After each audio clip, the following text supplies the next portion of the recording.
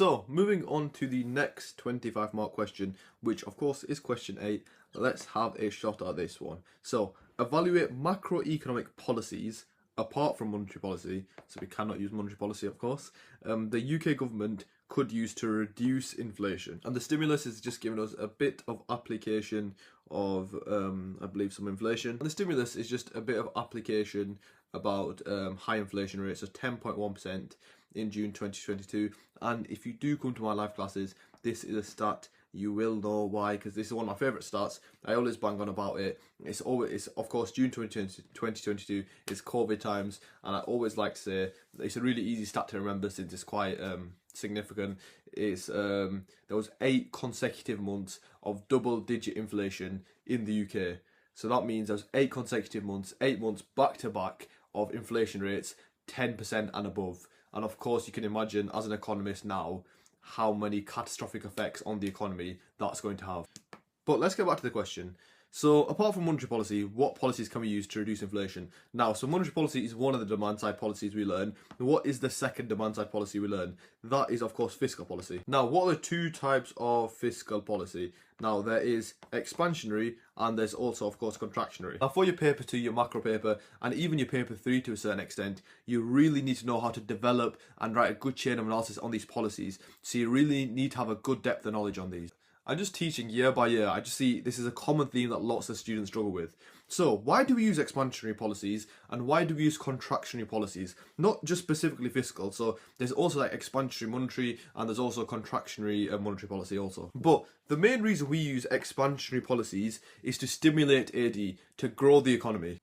So whenever you're talking about expansionary policies, whether they are fiscal or monetary, you should always think the main overarching goal, and whenever the government is using this policy, the main overarching goal is to stimulate the economy, increase AD. Now, let's think about a time in the business cycle where the government may need to use expansionary policies. They may need to stimulate AD. And that would, of course, if you draw a business cycle diagram, that would, of course, be at these stages of the business cycle. So the downturns of the business cycle, or what we call a recession.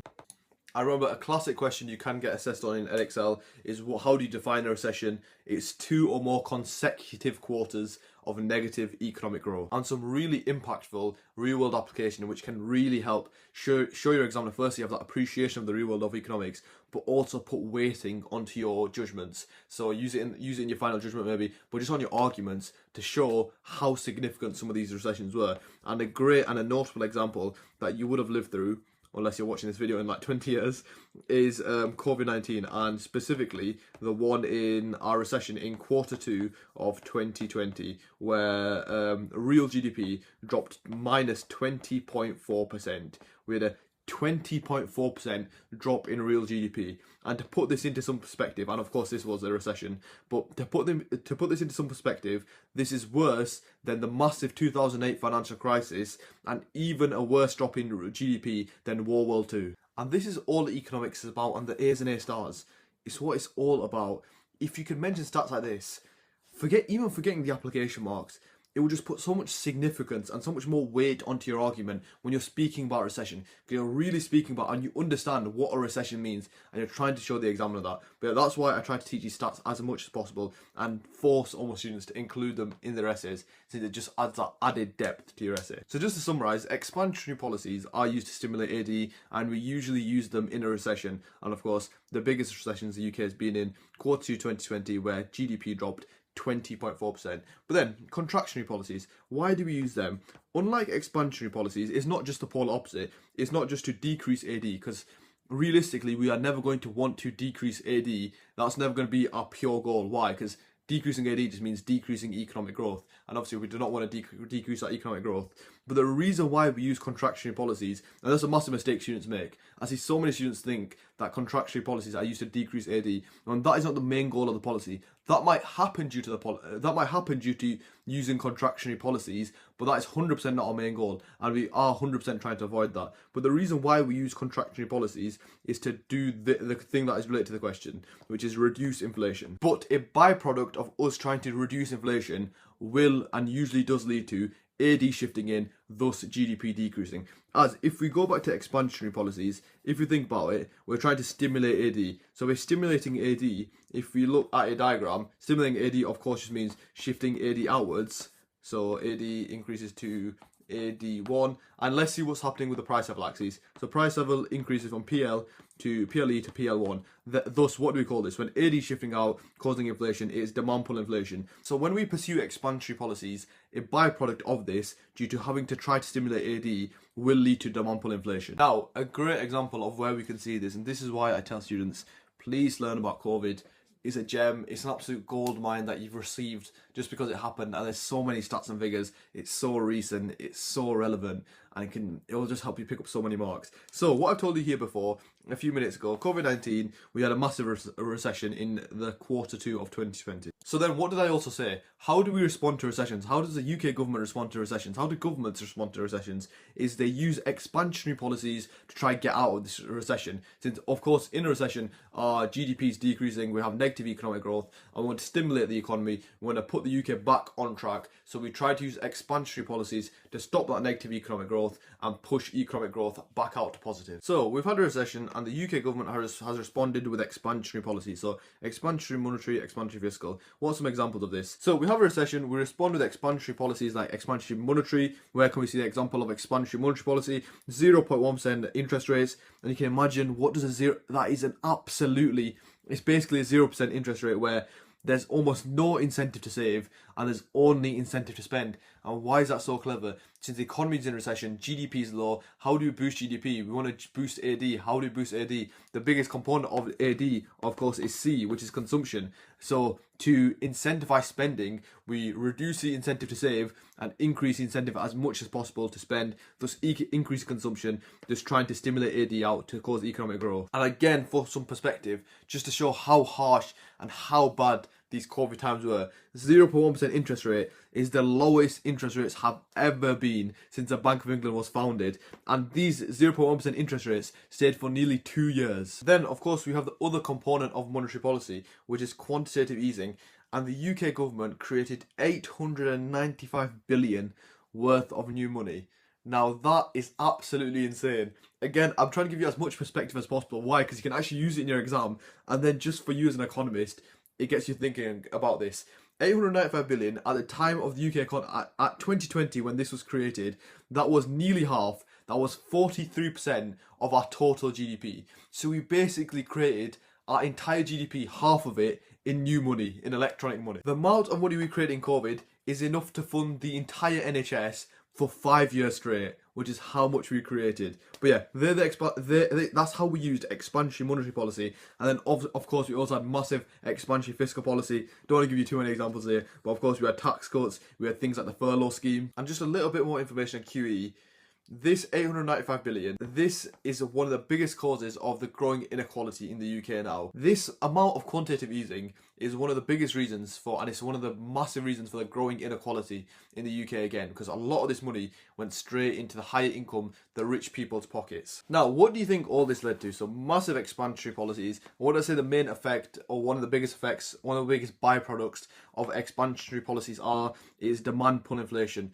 Thus, let's link it back to the stat I gave you earlier. So we had 8 months, and this was between 2022 and 2023, of consecutive double-digit inflation. And that's the reason why I wanted to explain this to you.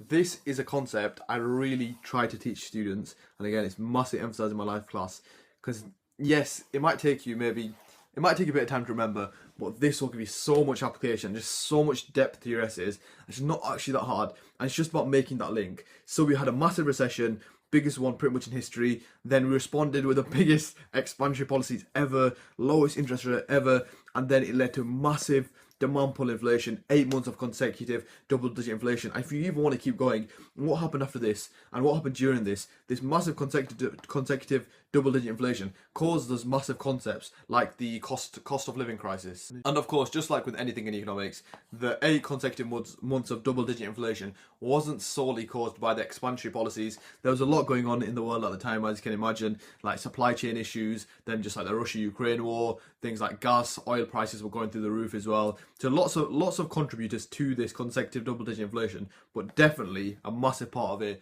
was our irresponsible use of these policies. And just a bit added extra, because a lot of you guys are going to study economics at university, I really want you guys to have, and it's still useful at A-level, I really want you guys to have an appreciation of inequality and how these policies really affect the low income individuals in society. So during this time, we're talking about like 2023, we had one of the biggest things which affects low-income families, which is food price inflation. What do you imagine food price inflation is around this time?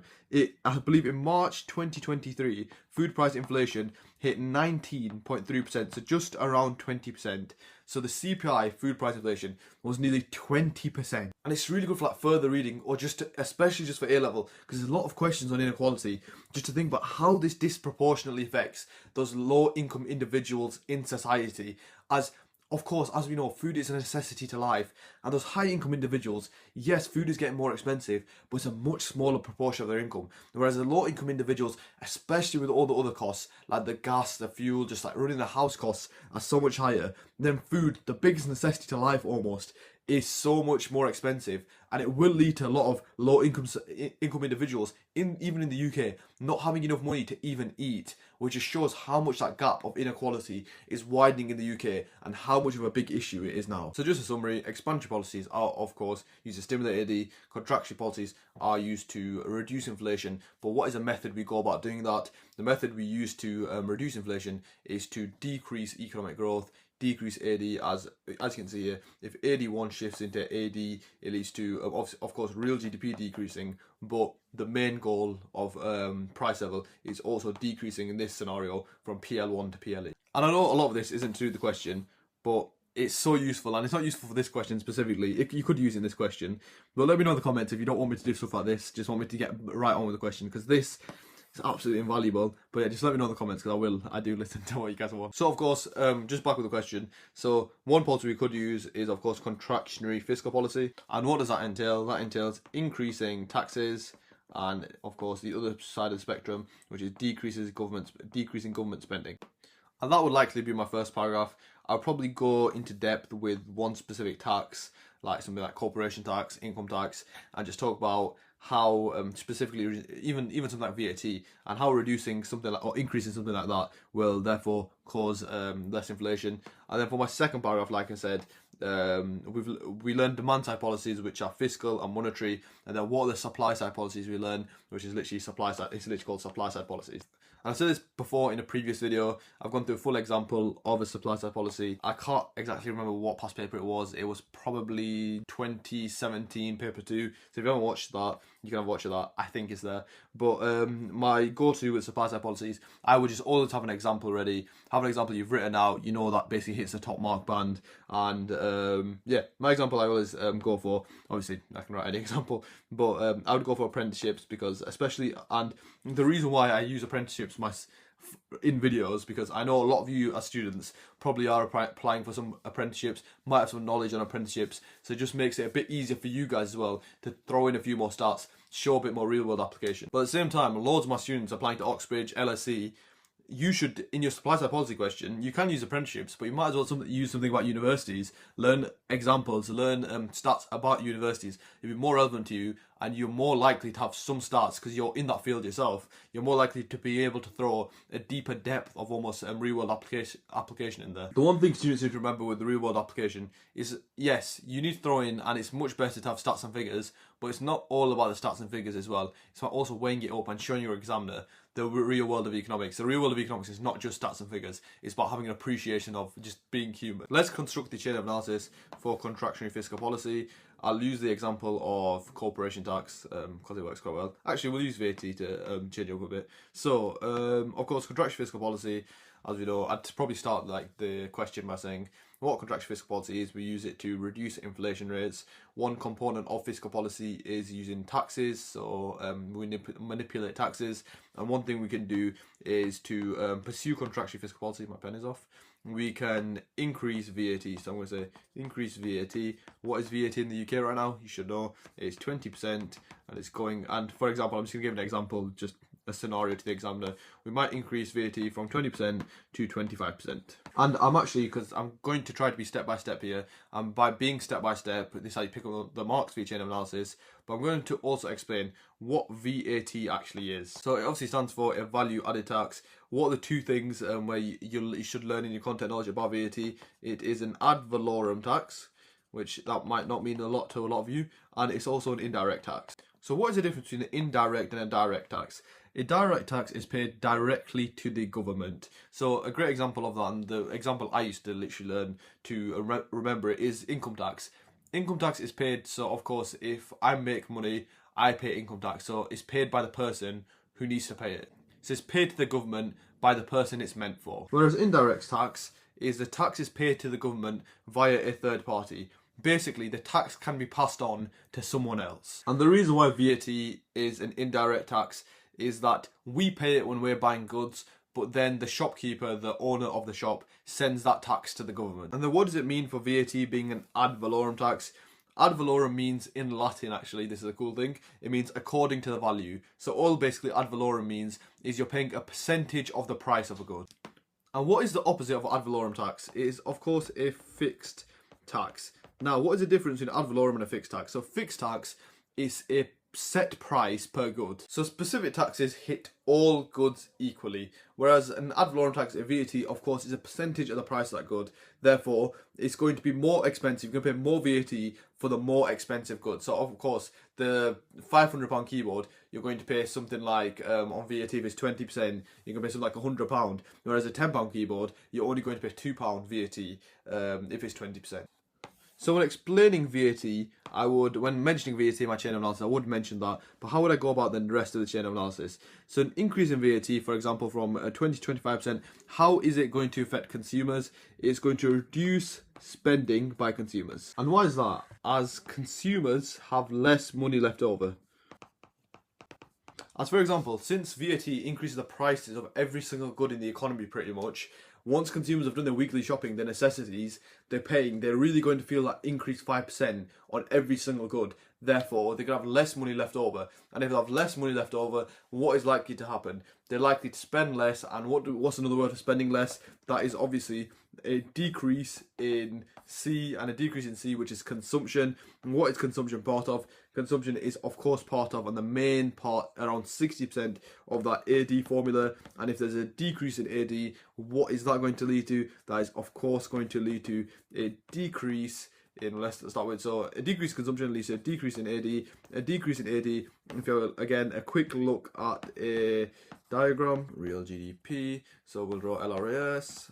So AD decreasing to AD1. How does that affect the main thing, which is price level? Does price level decrease from PLE to PL1? And how does that relate to the questions, a decrease in price level? Now, what is the question asking? The question is asking a policy that we can use to reduce inflation. So this shows how contractionary fiscal policy, such as increasing VAT, will cause a decrease in price level, thus a decrease in inflation, or disinflation, or deflation, or whatever you want to call it. Now, of course, 25 mark questions, you have 9 evaluation marks. So how would I evaluate this concept? And I'm going to give you one really good evaluation, saying, so, however, this is how I would phrase it. However, in evaluation, this depends on the cause of the inflation.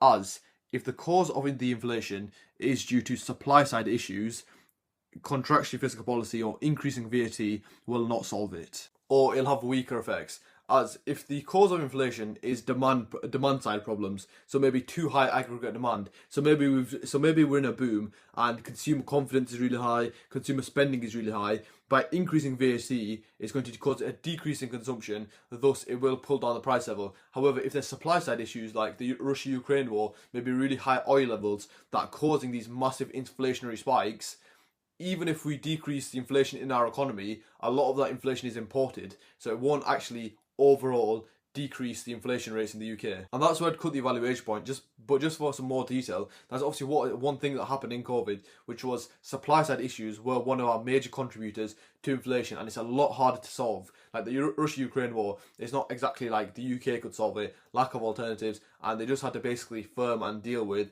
the high imported inflation due to high oil prices. Also, a classic one we were mentioning earlier, income inequality. Yes, we're decreasing the rates of inflation, but it depends. Another macro objective that, so inflation, obviously 2% plus or minus 1% is one of our macro objectives, but another macro objective is to reduce inequality. But by reducing inflation, by using contractionary fiscal policy, by increasing VAT, we're actually increasing inequality. Why? Because you can say VAT is a regressive tax. That's another thing you can mention about VAT. Why? Because it's applied to every single good in the economy, and every single consumer pays the same amount. Proportional tax. It's not a progressive tax, which therefore makes it regressive, as the highest income individuals in society are paying the same amount of VAT. The workers who are making 10 million a year are paying the same amount of VAT as those who don't have an income, or those who are making £15,000 a year, £20,000 a year. Whenever you think about inequality, think about the percentage of their income and how it disproportionately affects them. So that 10 pence increase on a Mars bar is maybe 5% of his income, whereas a millionaire's income, it might not even be 0.001%. Just these ideas to think about, and it really builds up a really structured, really well thought out evaluation. Okay, so that is how I would answer the contractionary fiscal policy paragraph, and I think I will go into a bit of depth with the supply side policy paragraph now. So let's construct the second paragraph on supply side policies, and more specifically about apprenticeships. And like I said, you can do it on pretty much anything.